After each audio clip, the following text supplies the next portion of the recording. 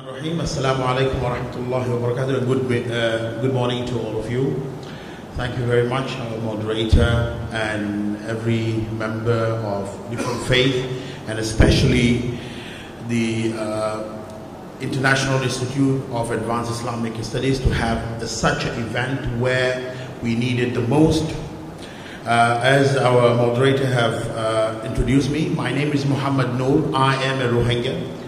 I was born a stateless, and I know how it feels like to be a stateless and not to be recognized anywhere, so that you are off the radar.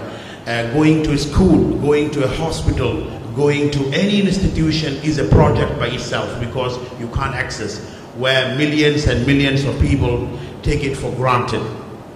So having the duration time, I will divide a few things here.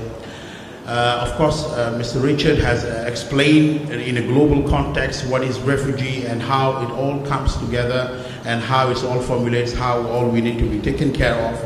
I'm going to go into a specific problem which is faced by the Rohingyas.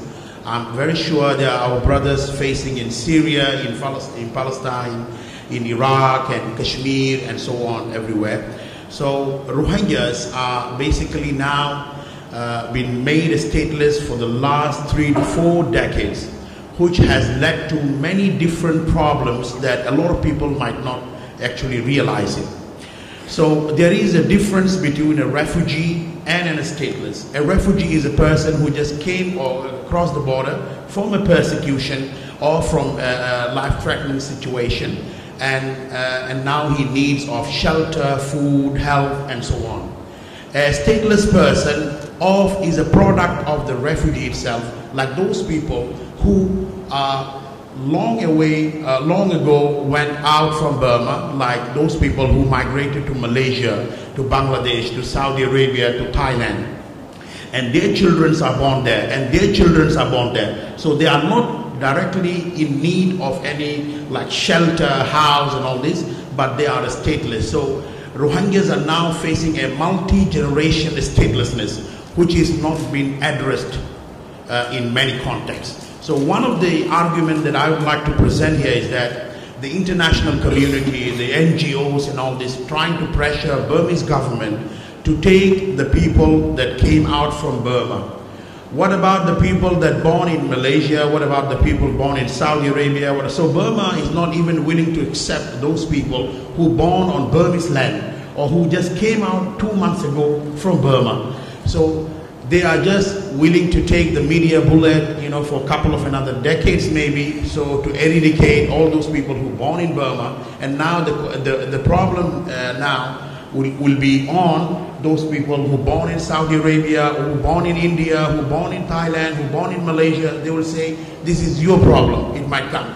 So the worst is about to come more. I know Rohingya situation is in the worst situation, but it's not going to end there. It's going to come more and more. So this is one where a community, a multi-generation statelessness people have been deprived from education, from healthcare, and so on. So these communities are literally made to be survived on handouts, on helping on other hands. So this is not a sustainable solution. We need to empower Rohingya people. We need to empower them, bring them into financial inclusion so that they can actually work by themselves. So as today you can see, most of the Rohingya fathers have to beg to feed their children. This is not a dignified way of living. A dignified way of living is to give them an opportunity like the others so that they can have a dignified life, they can earn their living with a dignified way so they feed their children, then they can look into the future of the children. So today we are now in a phase of almost third generation of statelessness. There are people in Saudi Arabia, more than 300,000 Rohingyas. There are more than 40,000 in India, and over 1.3 million people in Bangladesh, and then we over roughly 150,000 here in Malaysia and in Thailand and many. And many of the Rohingyas now, according to our estimate in different countries, there are more than 40,000 Rohingyas are locked up outside Burma, in the detention camp, in the refugee camps, in prisons because of the passport, because of the document. So there's a multi-layer problem that is really exists. We really need to look into it. So it's one of, and it's one of the most devastating situation that Rohingya face. But today, when a humanitarian crisis has struck anywhere, when a person has been persecuted under the context of nationalism, under the context of faith, so every human should be threatened. Because if it happens to them, it can happen to you. If it happens to him, it can happen to me. So that's why wherever the security, the faith is been used in the wrong context, the nationalism has been used in wrong, we all has to stand up to protect ourselves. We cannot say that it is not our problem. But somehow, as Mr. Richard has said, this is our problem. It is here. Everybody is with it. Everybody is in it. So we have to solve. So the next thing that I would like to mention before I finish is that I am the co-founder of the Rohingya project. So I would like to introduce what is the Rohingya project. So Rohingya project, in a simple answer, is like an antidote or antivirus of the problem that is faced by the Rohingya in certain contexts. One of the contexts is that if you look into it, as Rohingya, the stateless people especially, they are not allowed to get access into education system. I'm not talking about any specific countries, but in general, in countries that Rohingya exist, they are not allowed to access into education system, they are not allowed to access into healthcare system, and they are not allowed to participate in any financial services. So Rohingya project would like to bring a solution to it, and one of the core issue to that is that a state-backed identity. So identity can be classified into many different identity, like a personal identity and like a government identity and all this. But government able to have a kill switch for the Rohingya. So we Rohingya have been a part of the Burma, not only after the democracy, but long before the democracy, like the Japanese War and the British War before 1942 and so on. And we were a member of Burmese society all the way until 1982, where they started a kill switch, says that Rohingya is from today delisted from the ethnic minority. That's where we all dead. That's where we all been killed. That's where we all been off the radar.